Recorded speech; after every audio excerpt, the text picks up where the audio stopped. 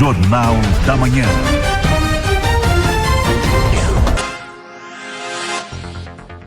Jornal da Manhã, edição Vale do Aço, e a hora certa 7h04. Repita. 7h04.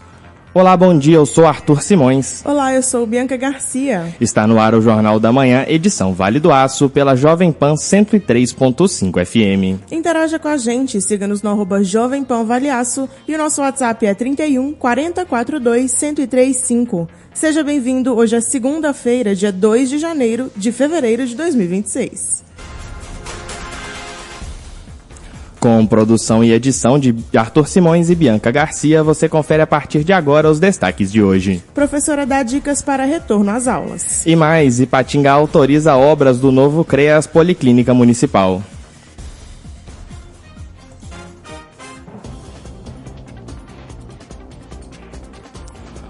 O ano letivo começou para alguns alunos e, como todo novo ciclo, tem desafios nos primeiros dias. A repórter Bruna Lage conversou com uma educadora que avaliou como recomeçar os estudos da melhor forma.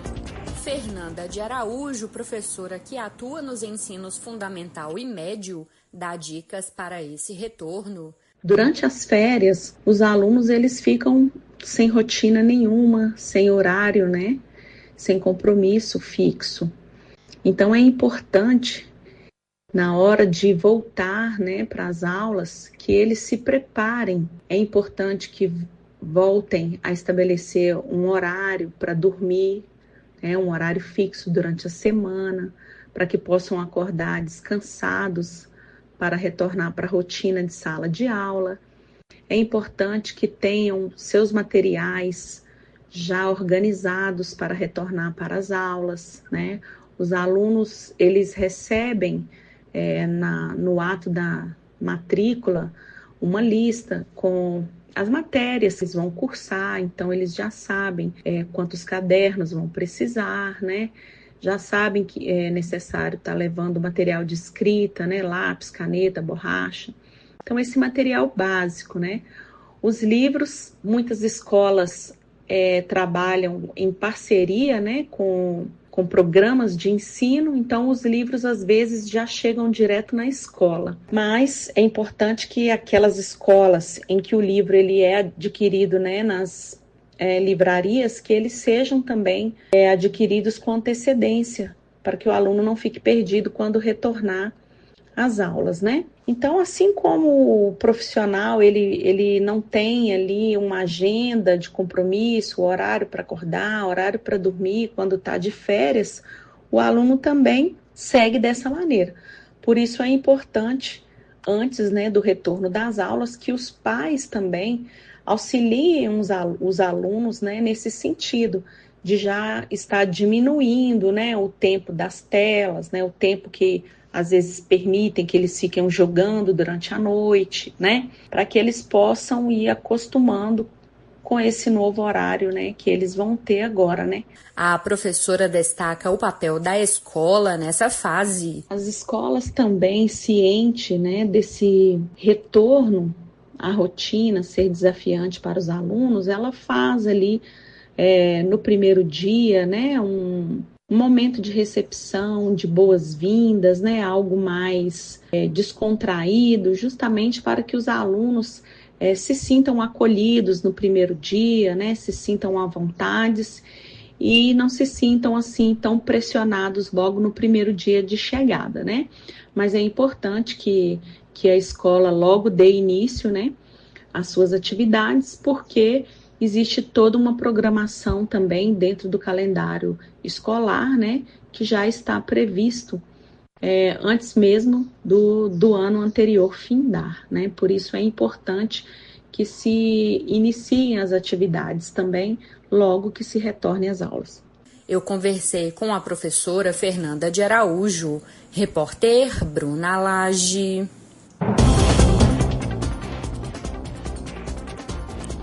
O mês dedicado à conscientização sobre a saúde mental foi encerrado em Timóteo, com a realização de um seminário no auditório do Cefet. O evento marcou o fim das ações de Janeiro Branco, campanha nacional que neste ano teve como tema Paz, Equilíbrio e Saúde Mental. A programação reuniu profissionais da Rede Municipal de Saúde, gestores das unidades básicas de saúde, autoridades locais e contou ainda com a apresentação musical dos alunos da Associação de Deficientes Visuais de Timóteo e Amigos, a ADEVITA. Durante todo o mês de janeiro, a Prefeitura de Timóteo, por meio da Secretaria de Saúde e Qualidade de Vida, promoveu palestras, rodas de conversa e atividades terapêuticas nas UBSs e no Centro de Atenção Psicossocial, o CAPS, no bairro Bromélias, ampliando o diálogo sobre o cuidado com a mente. Na abertura do seminário, a secretária de Saúde, Érica Ferreira, destacou que o Janeiro Branco simboliza um recomeço e a importância de fortalecer o equilíbrio emocional. Então, o Janeiro Branco, ele tem uma reflexão aí que simboliza o recomeço, né? Por isso a gente fala tanto da saúde mental. Saúde mental nossa, da população mesmo. E hoje a gente leva aí esse seminário com o intuito de cuidar, de acolher, de ouvir, troca de experiência, de fortalecer a nossa saúde mental. Então, hoje está acontecendo o Janeiro Branco mesmo para a gente nos fortalecer desse recomeço que todos nós precisamos. Então, o janeiro, ele simboliza porque ele é o início do ano, o início de um novo ciclo, né, das nossas vidas, e não é diferente, que a gente precisa aí de rever metas, objetivos e fortalecer a saúde mental para que a gente consiga ter sucesso aí em toda essa nossa programação, todo esse nosso recomeço como seres humanos. A porta de entrada é as UBSs, é a atenção básica, mas também nós temos o serviço do CAPS, que é um serviço de porta aberta. Então, que quem estiver passando por alguma dificuldade de saúde mental, procure esses serviços. Já o prefeito Capitão Vitor ressaltou que investir em saúde mental é prevenir problemas mais graves e reforçou os projetos para a construção de um CAPS. Olha, Janeiro Branco, esse tema é escolhido para dar um foco, né, ao nosso cuidado com a saúde mental, uma época em que principalmente a nossa área da saúde foca nessas campanhas, nesses trabalhos. Hoje, por exemplo, nós estamos aqui encerrando o Janeiro Branco com a palestra do Dr. Júlio César, com a participação de todos os coordenadores. Nós temos que dizer que a nossa gestão está saindo na frente por estar construindo um CAPSI para cuidar da saúde mental, dos nossos jovens, juvenil, né, das nossas crianças e dos nossos jovens. Também nós estamos buscando recursos para construirmos na sede do nosso CAPS, que seria o nosso cuidado mental aí com os adultos. Nós temos o nosso CAPS hoje funcionando, mas em local locado. Nós pretendemos também construirmos a nossa sede própria. E o que a gente tem a dizer durante todo o ano, a gente vai continuar com esse cuidado. E todos nós temos que ter essa consciência da nossa capacidade, não nos cobrar além daquilo que nós somos capazes, saber dividir, né, o tempo entre trabalho e família. Eu mesmo tenho que me policiar em relação a isso. As demandas são sempre muitas, mas nós temos que ter essa consciência, esse cuidado, cuidar de nós, que a saúde ela tem que, é o bem-estar físico, mental e social também.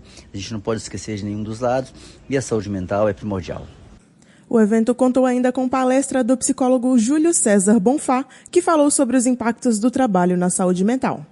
Isso, acho que hoje é muito importante a gente saber que o trabalho influencia muito a nossa saúde mental, porque a gente acaba levando, né, problemas do trabalho, desgaste, para a nossa vida pessoal. Isso vai influenciar nas nossas relações, no nosso lazer, no nosso descanso, no nosso autocuidado. Então é muito importante a gente ter essa noção, porque acaba a gente atravessando esses limites, né? A gente desliga do trabalho, bate o ponto e continua pensando, continua resolvendo, vai dormir, continua pensando no que vai fazer amanhã. E o oposto também acontece, a gente chega de casa para o trabalho com algum problema que aconteceu. Então saber que esses fatores, né, como o excesso de horas trabalhadas, autocobrança, metas, ou seja, esses estressores eles precisam ser reduzidos, precisa ter, né, um cuidado a respeito disso, começando pela consciência. Então essa palestra teve como intuito trazer essa conscientização para a gente promover o cuidado e não apenas remediar, mas manter e cuidar e proporcionar saúde mental também, especialmente no trabalho e na vida pessoal. Especialmente em relação ao trabalho, os sinais mais claros vêm em função do isolamento, a irritabilidade e essa indiferença em relação ao próprio trabalho e às pessoas. Não que a gente não ligue para nada, mas que a gente já começa a sentir um incômodo. Nossa, tem que trabalhar de novo, vou ter que atender fulano, vou ter que conviver com as pessoas. Não que a gente deixa de gostar, mas a gente se torna mais sensível e menos tolerante a isso. Automaticamente o nosso desempenho começa a cair, a sensação de que a gente está fazendo pouco começa a aumentar e a gente começa a ficar mais sensível emocionalmente. Tudo nos irrita, tudo nos estressa. Esses são sinais que a gente já está entrando nesse esgotamento emocional em função do trabalho. A Prefeitura de Ipatinga assinou na última sexta-feira, dia 30, a ordem de serviço para o início das obras do novo Centro de Referência Especializado de Assistência Social, o CREAS, e da nova Policlínica Municipal. O investimento marca um dos maiores avanços recentes nas áreas de assistência social e saúde no município. Os dois equipamentos serão construídos na Avenida Neuci de Oliveira Silva, no bairro Veneza, e fazem parte do planejamento da administração municipal voltado à ampliação e qualificação dos serviços públicos. O novo CREAS recebe investimento de cerca de 1,7 milhão de reais e terá estrutura moderna e acessível, com salas de atendimento, brinquedoteca e setores administrativos. A previsão é que as obras sejam concluídas em julho de 2026. Já a nova Policlínica Municipal contará com investimento de aproximados 16 milhões de reais e terá 7.500 metros quadrados de área construída. A previsão de entrega é maio de 2028. Segundo o prefeito Gustavo Nunes, os investimentos representam um cuidado direto com a população. Primeiro, agradecer a Deus a oportunidade de estarmos aqui hoje, fazendo a assinatura dessas duas ordens de serviço aqui no bairro Veneza, para o início da construção do CREAS e também para o início da construção da nova Policlínica da cidade de Ipatinga. Serão dois equipamentos de extrema importância e a cidade tem a ganhar com isso justamente no aumento significativo da oferta de atendimento para a população. O CREAS é um equipamento da assistência social, onde ele vai fazer ali todo tipo de atendimento para aquelas pessoas em vulnerabilidade social, que sofrem ou sofreram algum tipo de violência doméstica, por exemplo, e nós sabemos que muitas das vezes esse tipo de violência ele fica silencioso, em alguns casos é difícil você descobrir o que está acontecendo, a vítima ela fica presa muitas das vezes dentro da sua própria casa e sem ter um local de refúgio, de atendimento, de acolhimento e também para que as devidas providências sejam tomadas para com o agressor. Nós temos o CREAS hoje em Ipatinga, que fica no bairro Centro, mas ele não tem a estrutura adequada e com isso nós não conseguimos ofertar todo tipo de atendimento que se faz necessário. Então nós vamos sanar esse problema a partir do momento que fizermos a entrega dessa importante obra.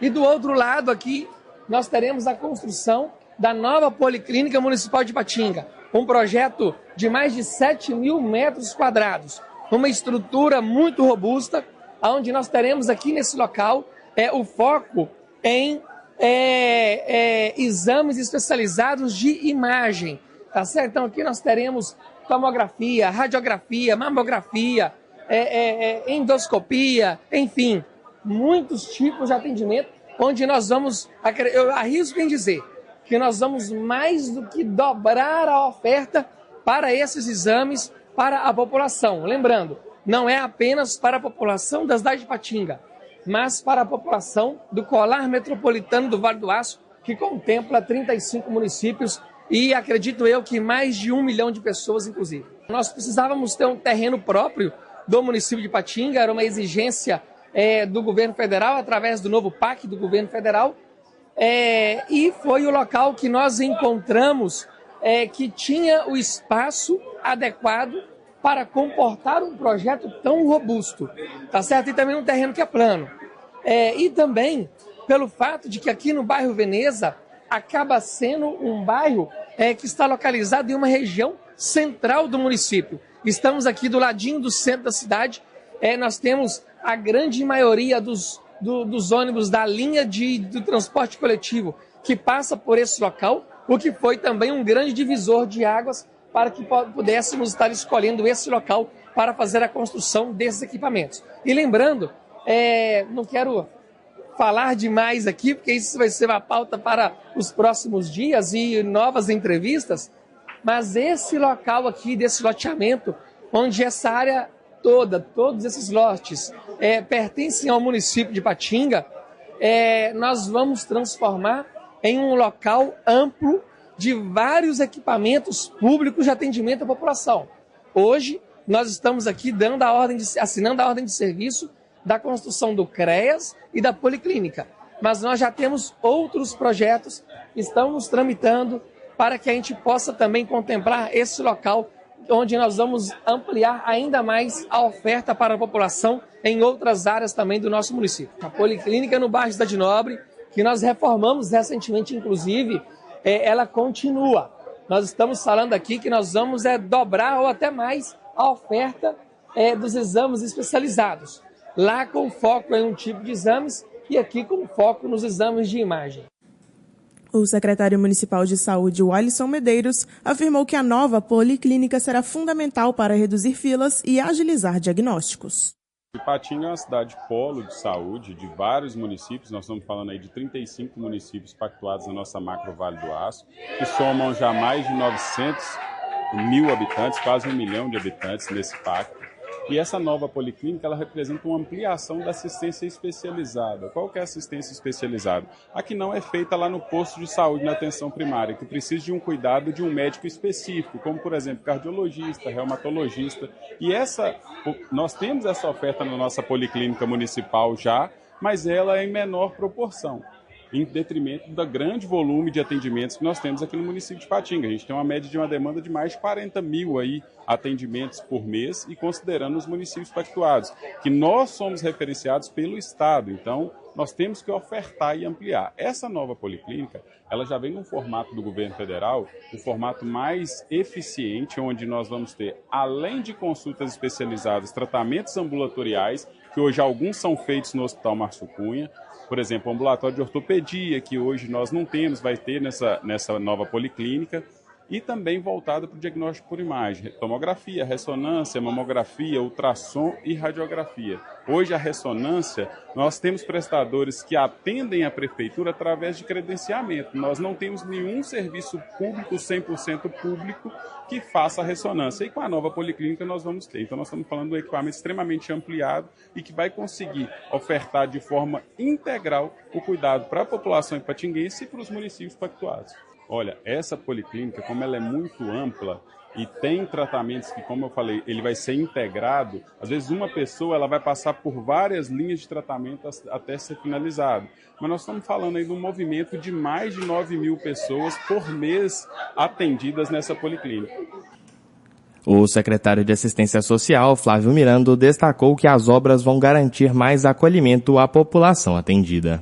Então, hoje o Centro de Referência Especializado CREAS, ele funciona ali na região central, num prédio que é público, mas é um prédio que ele não é adequado para o atendimento. O CREAS hoje ele lida muito com a questão de todos os tipos de violência que o munícipe sofre. A violência doméstica, abuso contra criança e adolescente, violação dos direitos da pessoa idosa. E a nova construção dessa unidade aqui, ela traz justamente esse olhar diferenciado. Foi um projeto que foi pensado por essa gestão para que pudesse ser implantado atendendo todas as necessidades que esse equipamento de assistência social precisa. Então, a vinda dele para cá vai trazer, essa adequação, até mesmo dentro do que é trazido pela tipificação da política de assistência social, para que a gente possa atender com mais qualidade o nosso município.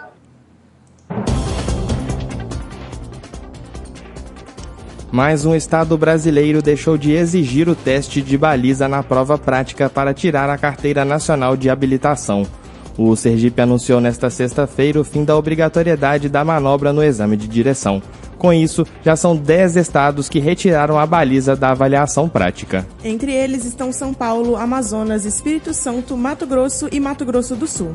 Em São Paulo, além do fim da baliza, candidatos também passaram a poder realizar a prova em veículos automáticos, acompanhando a mudança no perfil da frota brasileira, cada vez mais dominadas por esse tipo de câmbio. Aqui em Minas Gerais, incluindo a região do Vale do Aço, a baliza segue como etapa obrigatória do exame prático. O Detran-MG informou que aguarda a publicação do Manual Brasileiro de Exames de Direção Veicular, previsto na Resolução 1020 do CONTRAN, para avaliar possíveis mudanças. Até lá, os candidatos continuarão realizando a prova no formato tradicional. A discussão divide opiniões. Especialistas em trânsito alertam que estacionar corretamente faz parte da rotina de qualquer motorista e contribui para a segurança e a fluidez no tráfego, especialmente em centros urbanos. Por outro lado, há quem defenda que o modelo atual de avaliação precisa ser atualizado desde que a formação prática continue sendo garantida. A Secretaria de Estado de Educação de Minas Gerais prorrogou até amanhã, dia 3, o prazo de inscrições do processo seletivo interno para o programa Bolsa Mais Professores. A iniciativa oferece curso de especialização com bolsa mensal de R$ 2.100, paga com recursos federais durante o período da formação. O programa é voltado para professores da rede estadual que atuam em escolas e áreas com maior carência educacional. Em Minas Gerais estão disponíveis 509 vagas distribuídas entre duas modalidades. A primeira é destinada a professores que atuarão em escolas indígenas. Já a segunda contempla docentes efetivos da rede estadual que lecionam nos anos finais do ensino fundamental e no ensino médio, em áreas como matemática, português, inglês, química, história, física, entre outras. A seleção será feita em etapa única com análise da documentação apresentada. O resultado preliminar está previsto para o dia 5 de fevereiro e o resultado final será divulgado no dia 10. As inscrições no processo seletivo não garantem automaticamente a bolsa, já que a etapa final de matrícula e concessão do benefício será feita pelo MEC e pela CAPES. Durante o verão, o período marcado por chuvas intensas, ventos fortes e descargas atmosféricas, a CEMIG reforça a operação de garantir o restabelecimento da energia em Minas Gerais. Os Centros de Operação da Distribuição de Serviços Integrados, que funcionam como o cérebro do sistema elétrico da companhia, atuam em tempo real para monitorar e responder às ocorrências em toda a área de concessão. A CEMIG opera a maior rede de distribuição da América do Sul, com quase 600 subestações e mais de 550 mil quilômetros de redes que atendem áreas urbanas, rurais e áreas remotas do estado. Durante o período chuvoso, o número de profissionais nos centros de controle é ampliado, podendo chegar a cerca de 250 engenheiros e técnicos em situações extremas. Os centros funcionam 24 horas por dia, integrando dados de sistema automatizados, sensores, imagens de satélites e previsões meteorológicas, o que permite identificar rapidamente falhas, oscilações de energia e interrupções no fornecimento. Além disso, a escala das equipes em campo também é reforçada. Em dias normais, cerca de 2.850 profissionais atuam em Minas. No período de chuvas, esse número passa de 3.300 e em eventos climáticos severos pode ultrapassar 8.500 colaboradores mobilizados em todo o estado.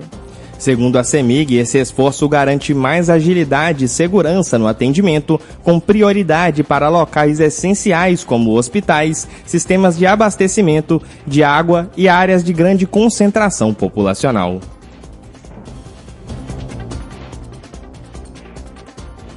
O ministro de Minas e Energia, Alexandre Silveira, estará em Ipatinga nesta semana. Ele cumpre a agenda na quinta e sexta-feira, onde participa de eventos voltados para o desenvolvimento e educação. É o que explica o assessor da Secretaria de Relações Institucionais da Presidência da República, Leonardo Patrick. Ei, pessoal de Ipatinga, estou aqui em Linhares, na reunião do Conselho Rio Doce. Mas eu tenho um convite muito especial para todos vocês. Na quinta e na sexta, dia 5 e dia 6 de fevereiro, nós estamos indo com o governo do Brasil, acompanhando o ministro Alexandre Silveira, ministro de Minas e Energia, para fazer vários anúncios e entregas em Ipatinga. Então, a partir das 9h30 da manhã do dia 5, na quinta-feira, nós estaremos no auditório da FIENG, num evento que marca a retomada da indústria naval no Vale do Aço.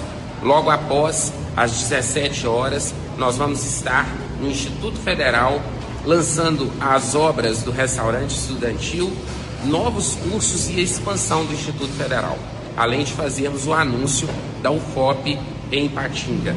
No dia seguinte, na sexta-feira, dia 6, nós estaremos a partir das 9h30 da manhã no Parque Ipanema, entregando os ônibus para a renovação do transporte público de Ipatinga e a descarbonização do transporte público coletivo de Ipatinga. Portanto, você é nosso convidado para acompanhar as agendas do governo do Brasil em Ipatinga. Nós estaremos aí, esteja conosco.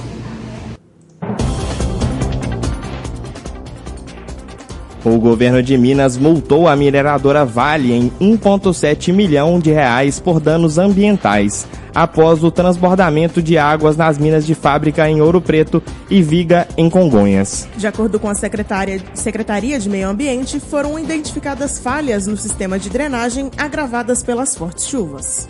O governo de Minas Gerais multou a mineradora Vale em R$ 1.700.000 por danos ambientais ocorridos no último domingo. A punição é resultado do transbordamento nas minas de Fábrica, em Ouro Preto, e Viga, em Congonhas. As informações foram detalhadas nesta quinta-feira pela SEMAD, a Secretaria de Meio Ambiente e Desenvolvimento Sustentável. Em ambas as minas, a fiscalização constatou falhas no sistema de drenagem agravadas pelo elevado índice de chuvas na região central de Minas Gerais.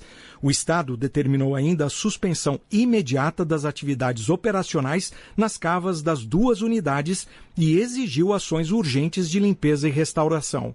Na mina de Fábrica, o excesso de água com sedimentos atingiu cursos d'água e áreas da Companhia Siderúrgica Nacional. O superintendente de fiscalização ambiental da SEMAD, Gustavo Endrigo, detalhou as penalidades aplicadas nesse caso relacionadas à cava 18.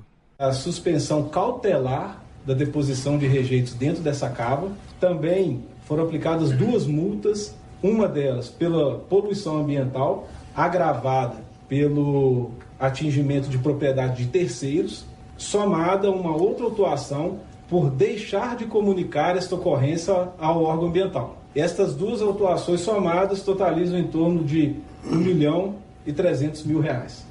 Já na mina de Viga, em Congonhas, houve um escorregamento de talude natural que levou sedimentos para o córrego Maria José e para o rio Maranhão. A falta de transparência da água chegou a ficar 30 vezes maior do que os limites fixos nas normas ambientais.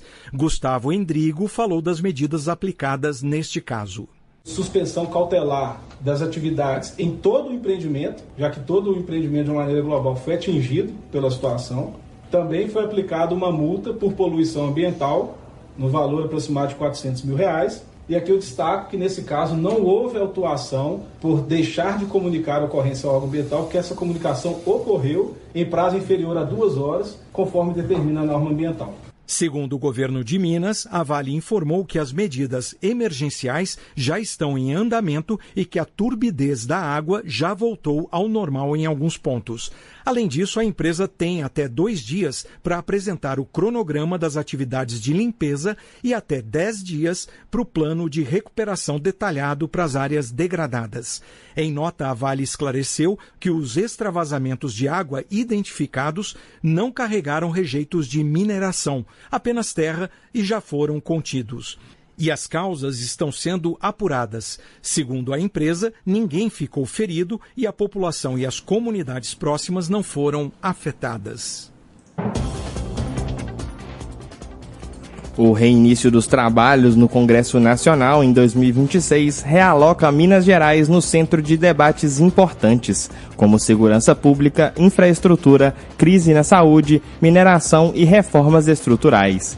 Em um ano pré-eleitoral, as prioridades da bancada mineira evidenciam discursos distintos e a ausência de uma agenda unificada. Na Câmara dos Deputados, parlamentares alinhados à direita defendem a retomada da PEC da Segurança Pública e pressionam pela criação de comissões parlamentares de inquérito. Já deputados do campo progressista apontam dificuldades para avançar em projetos estruturais e tentam pautar iniciativas voltadas à diversificação econômica e à proteção ambiental em Minas. No Senado Federal, o foco se concentra em demandas regionais, entre elas a conclusão das obras da BR-381 e de medidas emergenciais para o sistema de saúde pública que enfrenta dificuldade em várias regiões do estado. O cenário revela uma bancada mineira fragmentada em que segurança pública, reformas, infraestrutura e saúde devem concentrar as principais disputas políticas ao longo do ano legislativo. A linha de crédito BDG-MG, livre para crescer, já liberou 21,7 milhões em financiamento e beneficiou cerca de 300 micro e pequenos empresários em Minas Gerais. A iniciativa atende empreendedores de municípios que avançam no programa Minas Livre para Crescer, coordenado pelo governo de Minas. Criado em 2024, em parceria com o Banco de Desenvolvimento de Minas Gerais, a linha oferece condições facilitadas com juros reduzidos, prazo de até 48 meses para pagamentos e 12 meses de carência.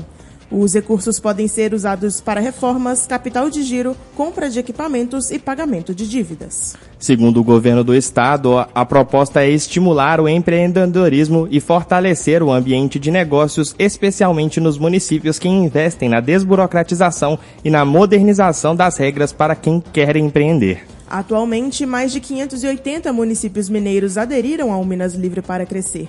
Destes, 142 já estão no grau intermediário, o que amplia o acesso a políticas públicas como a linha de crédito do BDMG e a sistemas que permitem a abertura de empresas em poucos minutos. A expectativa é que a iniciativa continue impulsionando a geração de empregos, a formalização de negócios e o desenvolvimento econômico regional em Minas Gerais.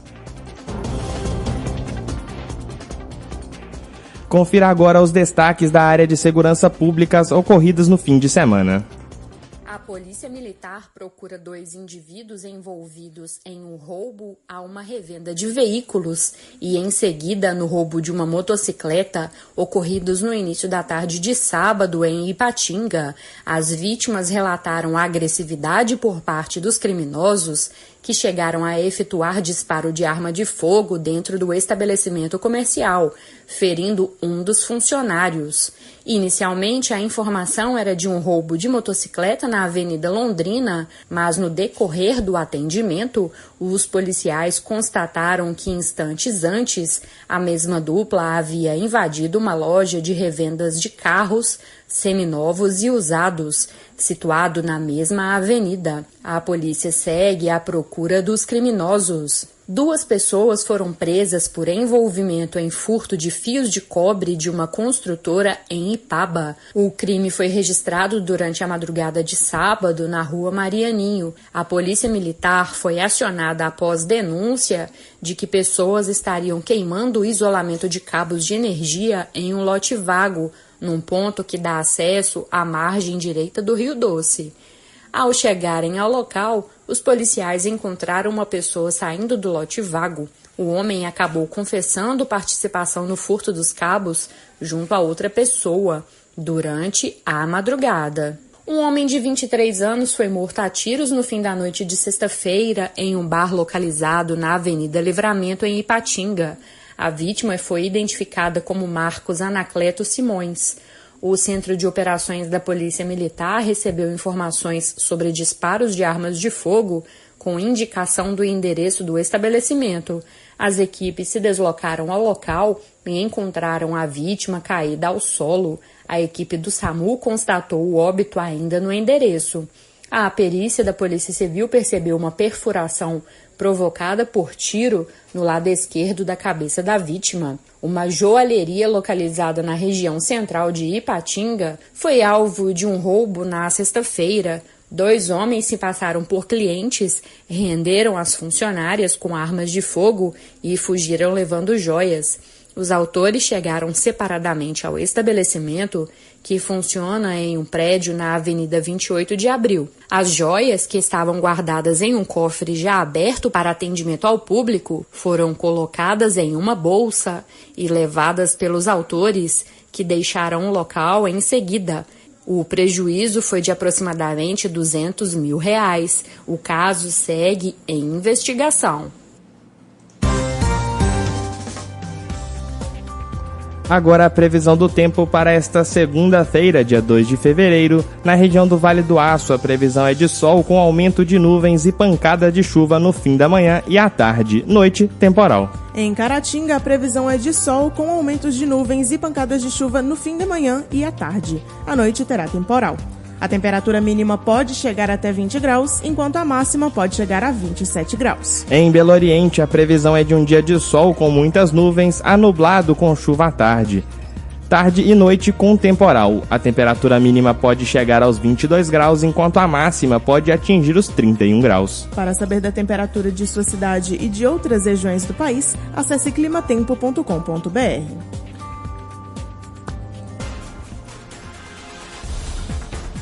E no próximo bloco do Jornal da Manhã, edição Vale do Aço, você vai ouvir: SISU 2026 preenche quase todas as vagas na chamada regular. E mais, casos de doenças crônicas aumentam no Brasil. No carnaval todo mundo se conecta. Tem quem escuta música, quem maratona série para descansar, quem precisa entreter as crianças e quem recebe a casa cheia de amigos e família. E no meio dessa folia toda, internet cair só se for na folia. Com a Connect Internet é Wi-Fi Premium, exclusivo na assinatura dos planos Premium, conectando até 50 dispositivos ao mesmo tempo, sem travar e sem perder o ritmo. Tem Deezer para embalar a festa, HBO Max para relaxar depois do bloco e Play Kids para a criançada. Tudo isso com instalação sem custo adicional. Carnaval bom é carnaval conectado. Carnaval Premium é com a Connect Internet. Querido povo do leste de Minas, aqui é o ministro Xande Silveira. Nos dias 5 e 6 de fevereiro, Ipatinga recebe o Conexões MME, promovido pelo Ministério de Minas e Energia em parceria com a FIENG. Um encontro que conecta o setor metal mecânico do Vale do Aço às grandes oportunidades do setor de óleo e gás do Brasil. Grandes empresas nacionais ao lado dos fornecedores da região, abrindo mercados e impulsionando o crescimento da região. Emprego e renda para nossa gente. Ministério de Minas e Energia, Governo do Brasil, do lado do povo brasileiro. Quer se preparar de verdade para o vestibular? No Vetor você encontra os melhores professores, material Bernoulli, monitoria individualizada e salas climatizadas para estudar com conforto. E ainda tem espaço individual na biblioteca para focar nos estudos. Tudo isso por um preço que cabe no seu bolso. Vetor, o caminho mais fácil para entrar nas melhores universidades do Brasil. Matrículas abertas. Fale agora mesmo pelo WhatsApp 319-9388-7335.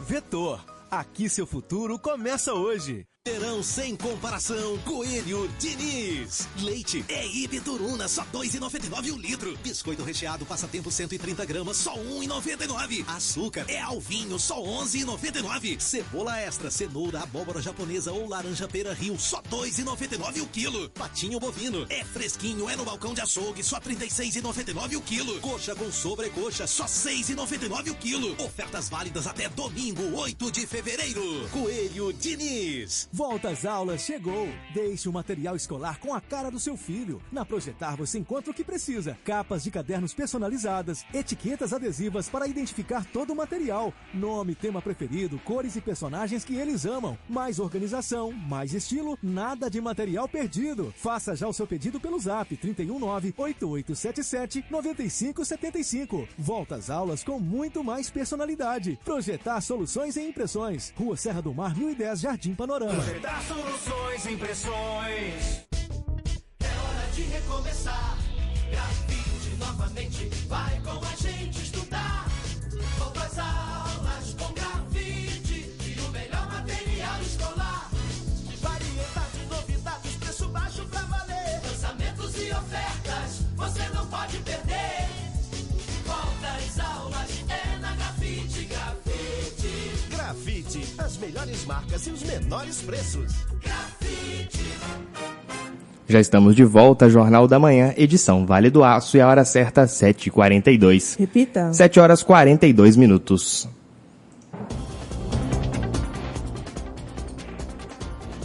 Cresceu o número de brasileiros com diabetes, hipertensão e obesidade nos últimos anos. Dados do Ministério da Saúde mostram que mais da metade da população adulta está acima do peso e quase um terço sofre de hipertensão. O levantamento também aponta problemas relacionados ao sono. Uma parcela significativa de adultos dorme menos do que o recomendado, o que pode agravar doenças crônicas e afetar a saúde mental. Cresceu o número de brasileiros com diabetes e hipertensão arterial nos últimos 18 anos. Os casos de diabetes saltaram de 5,5% em 2006 para quase 13% em 2024. Enquanto a hipertensão passou de 22,6% da população em 2006 para quase 30% em 2024. Os índices de obesidade e excesso de peso também aumentaram. Em 2024, eram 62,6% da população adulta com excesso de peso, enquanto em 2006 eram 42,6%. Já a prevalência da obesidade passou de 11,8% em 2006 para 25,7% em 2024. Essas informações fazem parte do Vigitel 2025, pesquisa que monitora a situação de saúde da população brasileira a respeito dos principais fatores de risco e proteção para as doenças crônicas não transmissíveis e foram divulgadas nesta quarta-feira pelo Ministério da Saúde. Pela primeira vez, o levantamento traz detalhes sobre o sono e a insônia dos brasileiros. Em 2024, cerca de 20% dos adultos disseram dormir menos de 6 horas por noite e quase 32% têm ao menos um dos sintomas de insônia. O ministro da Saúde, Alexandre Padilha, reforçou que esse indicador é um alerta para o desenvolvimento de outras doenças. Por que isso preocupa? Porque o sono, poucas horas de sono, ou um sono sem qualidade, tem relação direta com ganho de peso, com obesidade, pode ter relação direta com piora de doenças crônicas, como hipertensão, próprio diabetes, dificuldade do controle, e pode ter relação também com o tema da saúde mental. Para transformar o cenário atual, o Ministério da Saúde lançou a estratégia Viva Mais Brasil. O objetivo é ser uma mobilização nacional voltada à promoção da saúde, prevenção de doenças crônicas e melhoria da qualidade de vida. Vão ser investidos 340 milhões de reais em políticas de promoção da atividade física. O destaque é a retomada da Academia da Saúde, que vai receber 40 milhões de reais ainda este ano. O ministro Alexandre Padilha afirmou que essa iniciativa já comprovou resultados positivos. A gente conseguiu comprovar cientificamente que a Academia da Saúde, colocar um espaço de equipamento com um profissional orientando, ligado às unidades básicas de saúde, chegou a essa situação de as pessoas pararem ou reduzir o seu uso de medicação de diabetes e hipertenso, também de medicamentos ansiolíticos, de antidepressivos, as pessoas ou param ou reduzem a sua utilização porque o convívio social, a atividade física, o que faz bem para a nossa saúde. O Viva Mais Brasil conta com 10 compromissos para viver mais e melhor. Mais movimento e vida ativa, mais alimentação saudável, menos tabaco e álcool, mais saúde nas escolas, menos doenças crônicas, mais vacinação em todo o Brasil, mais protagonismo e autonomia, mais saúde digital, mais cultura da paz e menos violências e mais práticas integrativas e complementares.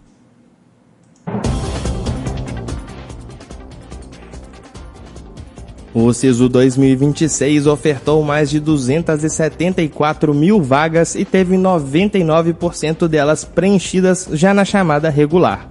Ao todo, mais de 270 mil candidatos foram aprovados entre ampla concorrência e cotas. Esta foi a maior edição da história do programa, com participação de 136 instituições públicas. Cerca de 1,8 milhão de estudantes concorreram a vagas em concursos de todo o país, com destaque para medicina como o curso mais procurado. O processo seletivo do SISU, Sistema de Seleção Unificada, deste ano, teve mais de 274 mil vagas ofertadas, com 99,14% delas preenchidas na chamada regular. Foram aprovados mais de 270 mil candidatos, sendo 129 mil na ampla concorrência e 124 mil nas cotas. Mais de 17 mil candidatos são elegíveis ao PED-MEIA Licenciaturas, que garante apoio financeiro para ingresso, permanência e conclusão de estudantes que desejam se tornar docentes. Esta edição é a maior da história do programa em relação ao número de instituições públicas de educação superior participantes. Foram 136. Cerca de 1.800.000 candidatos concorreram a vagas para 7.300 cursos disponíveis em 587 municípios. O número de inscritos cresceu 39% em relação a 2025. Ao todo, o processo seletivo de 2026 registrou mais de 3.400.000 inscrições, já que cada inscrito pode escolher até 2 cursos. Do total, mais de 1.400.000 buscavam cursar graduação em universidades federais. Outros 379.000 em estaduais, 463.000 em municipais e mais de 357.000 em institutos federais. O curso com mais inscrições foi Medicina. Do total de inscritos em cursos de licenciaturas presenciais, mais de 30.000 tiraram nota igual ou superior a 650 pontos e puderam concorrer ao pé de meia licenciaturas. O número de inscritos nesses cursos com alto desempenho registrou um aumento de cerca de 57% em relação a 2025. O SISU é o sistema online que utiliza as notas das últimas 3 edições do Enem para preencher vagas em instituições públicas de ensino superior. O resultado individual do SISU foi divulgado pelo Ministério da Educação e está disponível no Portal Único de Acesso ao Ensino Superior no site www.acessounico.mec.gov.br.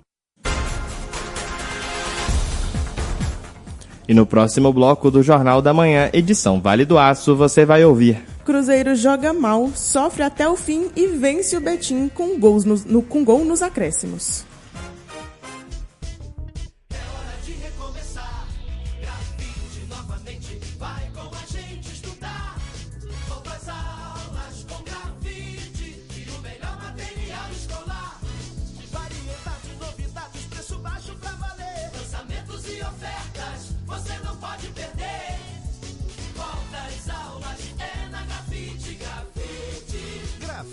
As melhores marcas e os menores preços. Grafite. Verão sem comparação. Coelho Diniz. Leite é Ibituruna, só R$2,99 o litro. Biscoito recheado passatempo 130 gramas, só R$1,99. Açúcar é Alvinho, só R$11,99. Cebola extra, cenoura, abóbora japonesa ou laranja pera Rio, só R$2,99 o quilo. Patinho bovino é fresquinho, é no balcão de açougue, só R$36,99 o quilo. Coxa com sobrecoxa, só R$6,99 o quilo. Ofertas válidas até domingo, 8 de fevereiro. Coelho Diniz. Querido povo do leste de Minas, aqui é o ministro Xande Silveira. Nos dias 5 e 6 de fevereiro, Ipatinga recebe o Conexões MME, promovido pelo Ministério de Minas e Energia em parceria com a FIENG. Um encontro que conecta o setor metal mecânico do Vale do Aço às grandes oportunidades do setor de óleo e gás do Brasil. Grandes empresas nacionais ao lado dos fornecedores da região, abrindo mercados e impulsionando o crescimento da região. Emprego e renda para nossa gente.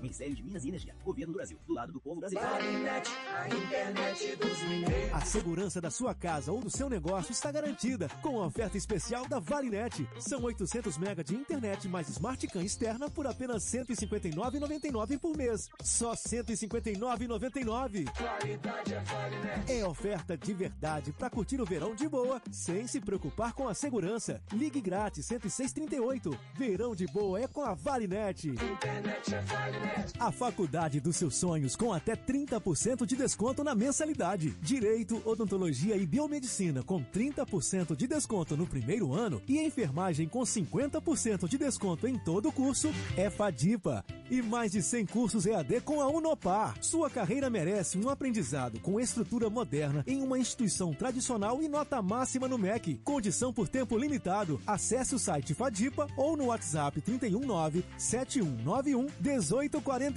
Fadipa e Unopar. sempre à frente. Volta às aulas chegou. Deixe o material escolar com a cara do seu filho. Na Projetar você encontra o que precisa. Capas de cadernos personalizadas, etiquetas adesivas para identificar todo o material. Nome, tema preferido, cores e personagens que eles amam. Mais organização, mais estilo, nada de material perdido. Faça já o seu pedido pelo Zap 319-8877-9575. Volta às aulas com muito mais personalidade. Projetar Soluções em Impressões. Rua Serra do Mar 1010, Jardim Panorama. Projetar Soluções em Impressões.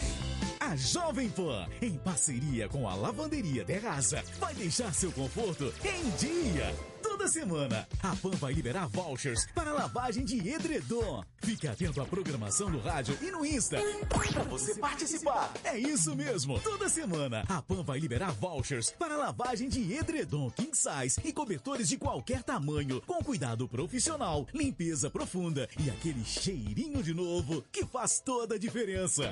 Lavanderia Terraça, aberta todos os dias na rotatória do Cidade Nova, a única do Vale do Aço com lavagem de edredom king size. A promoção é exclusiva. Já estamos de volta ao Jornal da Manhã, edição Vale do Aço, e a hora certa, 7h54. Repita. 7 horas 54 minutos.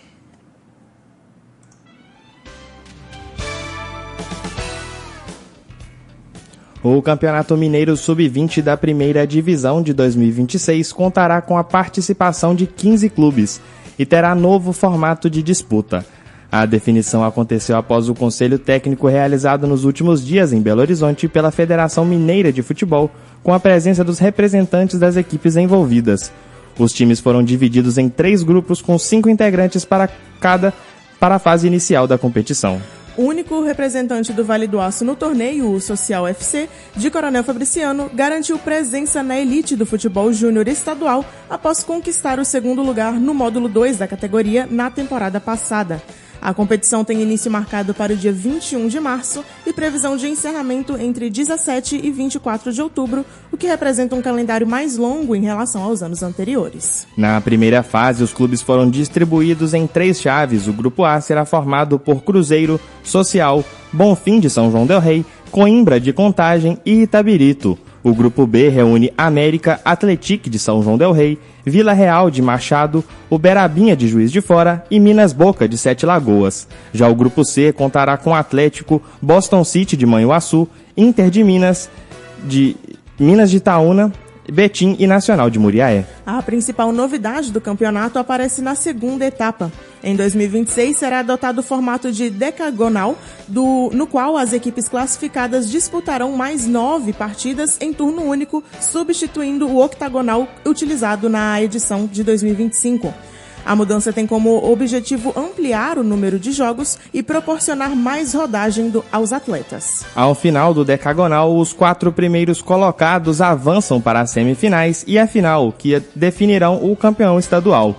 As equipes que terminarem entre a 5ª e a 8ª posição poderão disputar o troféu em confidência. De acordo com a FMF, a ampliação do calendário e do número de partidas busca aumentar a visibilidade dos jovens jogadores e fortalecer o desenvolvimento das categorias de base no estado.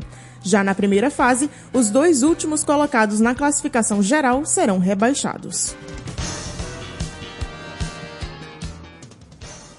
Pouso Alegre e Atlético protagonizaram um duelo movimentado na tarde de sábado, dia 31, no Manduzão, pela 6ª rodada do Campeonato Mineiro. Em confronto direto por uma vaga na semifinal, as 2 equipes entraram em campo pressionadas pela necessidade do resultado. Melhor para o Atlético, que teve mais posse de bola, criou mais oportunidades e foi mais eficiente para vencer por 3-1. Com o resultado, o time alvinegro chegou aos 10 pontos e segue vivo na briga pela classificação. Já o Pouso Alegre sofreu a 3ª derrota consecutiva, permaneceu com 7 pontos e passou a depender de um tropeço do Coelho, que não aconteceu para seguir com as chances no torneio. Mesmo atuando fora de casa e com time alternativo, o Atlético iniciou a partida buscando o ataque. A primeira finalização perigosa saiu aos 11 minutos, quando Alexander arriscou de fora da área e obrigou o goleiro Anderson Paulo a fazer boa defesa. Pouco depois, o Pouso Alegre abriu o placar em um lance de rara felicidade. Em lançamento vindo da defesa, a bola ficou em disputa entre Preciado e Gabriel Tota. O camisa 10 do time do Sul de Minas levou a melhor, ajeitou o corpo e acertou um chute no ângulo esquerdo de Everson, marcando um golaço no manduzão. Após sofrer o gol, o Atlético passou a ter mais iniciativa e aumentou a pressão ofensiva. Apesar de apresentar certa desorganização, especialmente na criação das jogadas, a equipe comandada por Jorge Sampaoli criou chances para empatar. O Pouso Alegre, no entanto, não se limitou a se defender, equilibrou as ações e também levou perigo, mantendo o jogo aberto até o intervalo. O cenário mudou logo no início do segundo tempo. Gustavo Scarpa cruzou com precisão pela direita e encontrou Reinier bem posicionado na área. O meia cabeceou firme para empatar a partida, o resultado que refletia o volume de jogo do Atlético. O gol ainda deu mais confiança ao time visitante, que seguiu no ataque. A virada não demorou a acontecer.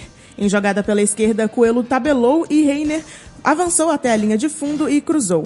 A bola desviou no meio do caminho, enganou o goleiro e morreu no fundo das redes. O Atlético ainda não chegou a marcar novamente com Reinier, mas o gol já foi anulado por impedimento. Em desvantagem, o Pouso Alegre partiu para cima pro tudo ou nada e quase empatou aos 25 minutos, em um lance impressionante. Pacini salvou o Atlético em cima da linha e no rebote, Thomas Agustin desperdiçou grande oportunidade ao isolar a finalização. O jogo ficou em aberto com espaço para os dois lados. Nos minutos finais, o Atlético aproveitou um desses espaços para definir o placar. O zagueiro Juan, que havia entrado no segundo tempo, apareceu como elemento surpresa dentro da área, cortou para a direita e finalizou no canto, decretando a vitória por 3-1 e mantendo o time alvinegro na luta por uma vaga na semifinal do Campeonato Mineiro. Em mais uma atuação abaixo do esperado, o Cruzeiro precisou suar até o último segundo para vencer o Betim por 1-0 na noite de domingo, na Arena Ubisan, na região metropolitana de Belo Horizonte, pela fase de grupos do Campeonato Mineiro. O gol salvador saiu apenas aos 54 minutos do segundo tempo com Matheus Pereira e garantiu à Raposa um respiro na competição estadual. O resultado interrompeu a sequência de 3 partidas sem vitória na temporada. Antes, o Cruzeiro havia sido derrotado por Democrata GV e Atlético pelo Mineiro e sofreu uma goleada do Botafogo na estreia do Campeonato Brasileiro.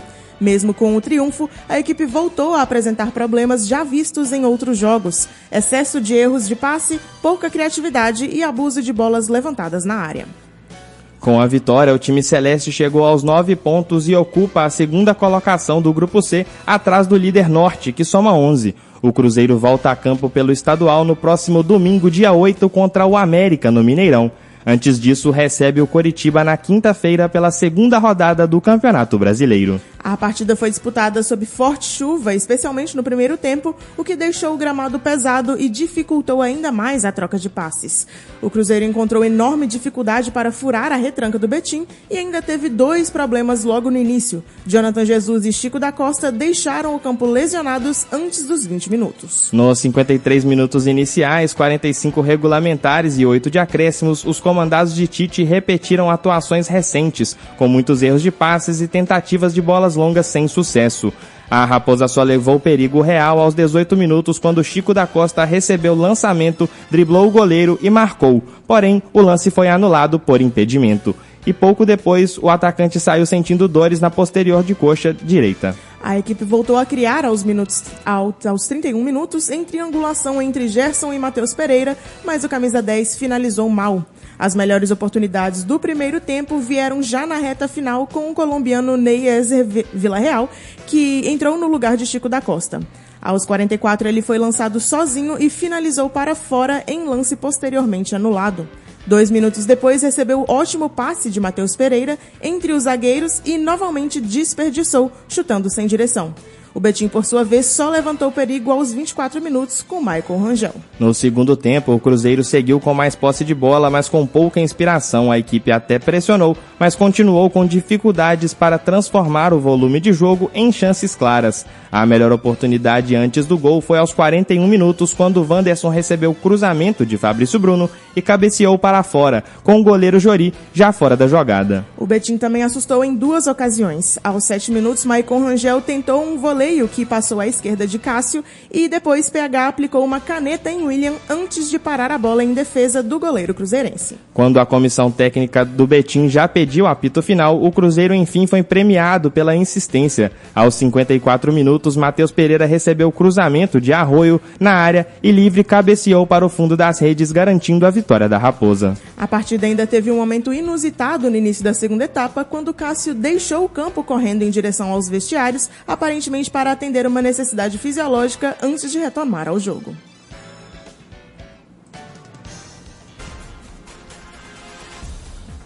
E termina agora o Jornal da Manhã, edição Vale do Aço. Faça contato pelo WhatsApp no número 31 4042 1035. Estaremos de volta nesta terça-feira, a partir das 7h30 da manhã, com o Jornal da Manhã, edição Vale do Aço, a notícia em primeiro lugar. Uma ótima segunda para você e até amanhã. Até amanhã.